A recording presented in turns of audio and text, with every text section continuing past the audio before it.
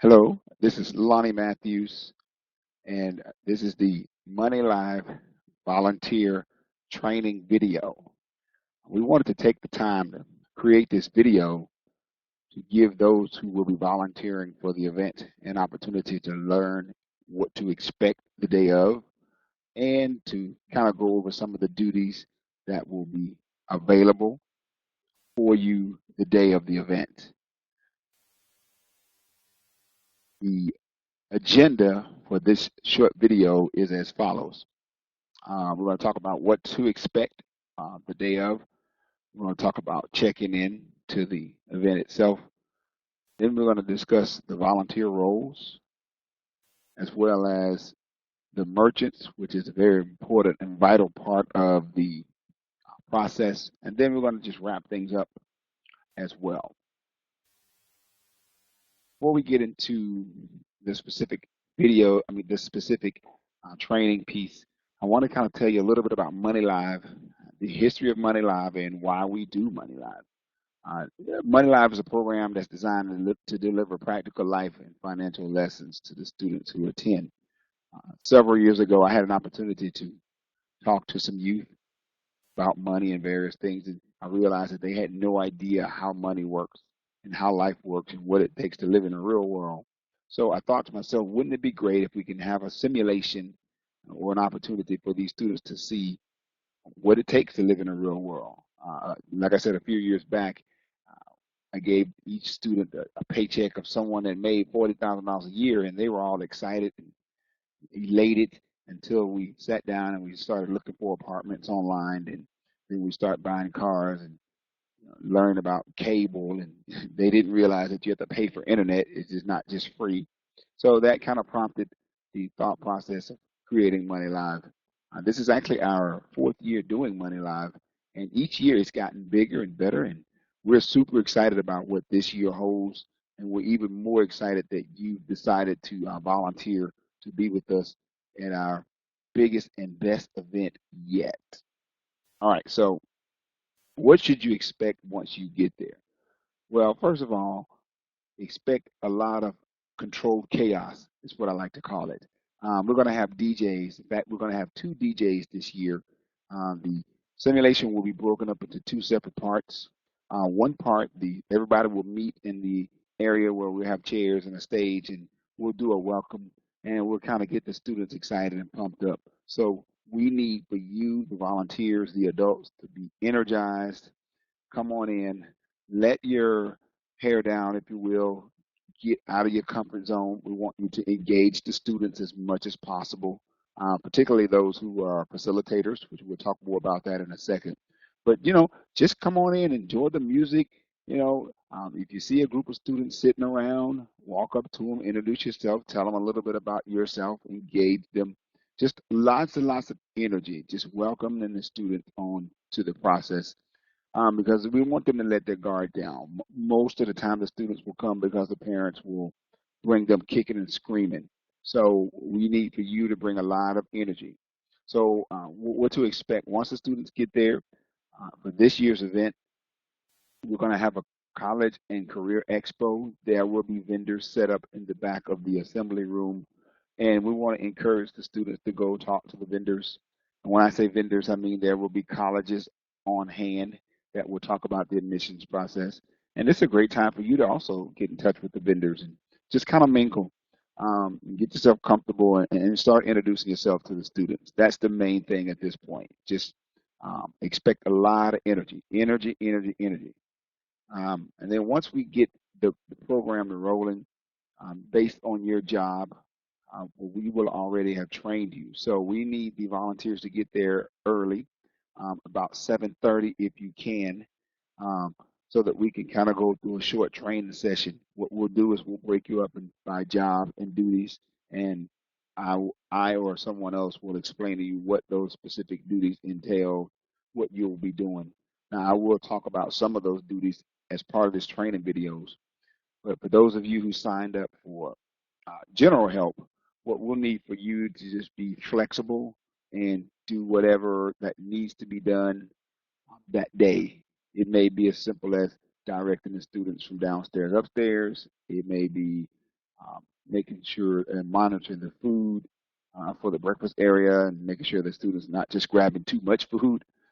Just directing parents, helping out in the classrooms when the parents are doing their workshops. So general, if you signed up for general, just be flexible and be ready to do whatever needs to be done during the day. All right. Now, the checking in process. Let's talk about that for a moment. What will happen is you'll come in, you'll come upstairs. We're actually going to be in the NRG Park on the mezzanine deck. So as soon as you come in, you'll take the escalators upstairs and you'll see the check-in tables. So we will have a specific table set up for volunteers. So all you have to do is just go to the volunteer table, sign in and check in.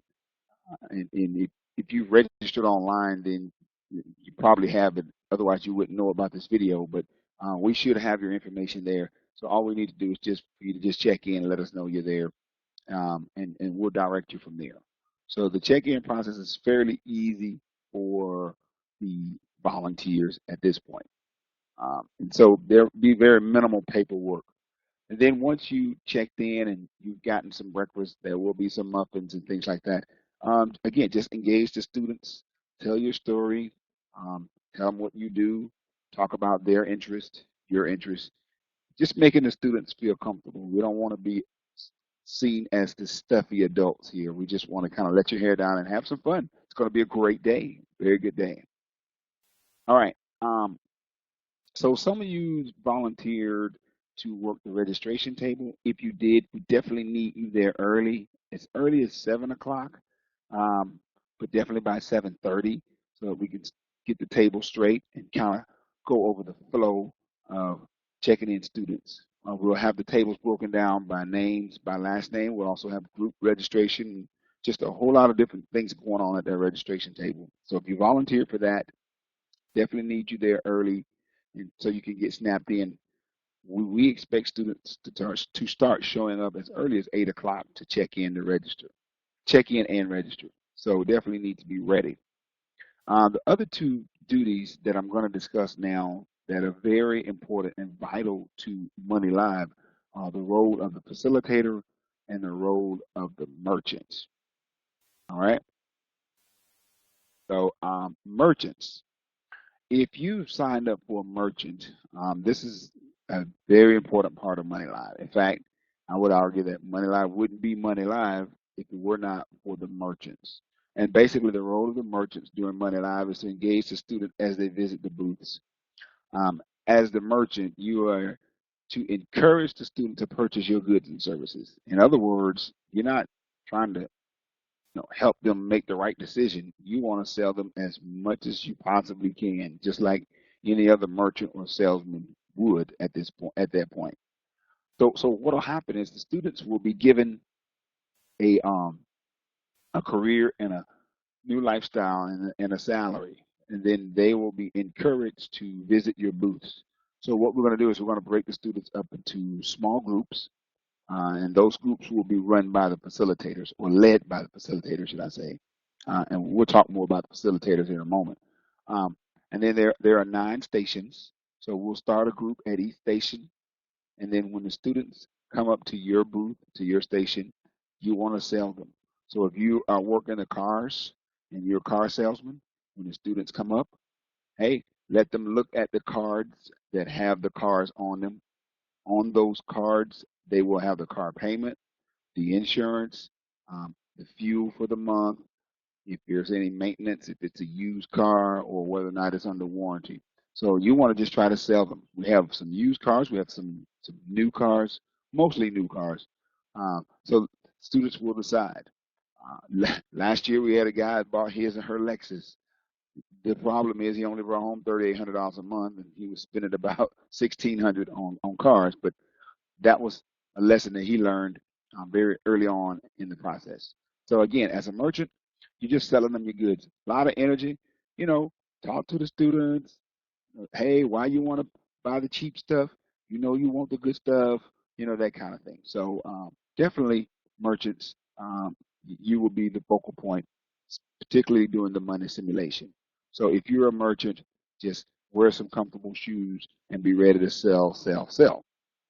Now, um, some of our merchant booths that we have been already slated based on some companies that have donated and chosen those merchants. But here's just a list of the merchant stations. We have the bank, we have the automotive table, we have the fun stuff table. That's the entertainment. Some of the stuff at that table is free. Some of it is a cost. Um, at each merchant table, when you arrive, read the card that's on the table, and the card will explain to you, what the students have to purchase when they come to your table.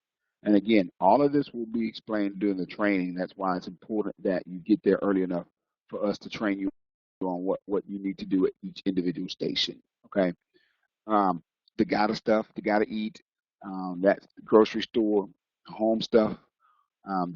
They gotta furnish their house, kid care. If they have children, which most of the students do, then they have to pay for daycare. Very limited options there. In the past, we kind of let them choose if they want to let the child stay with grandma, and of course, everybody chose grandma because it cost the least. So that we're taking that away this year. You have to pay for child care. Mall. Now, the mall merchant, that's optional.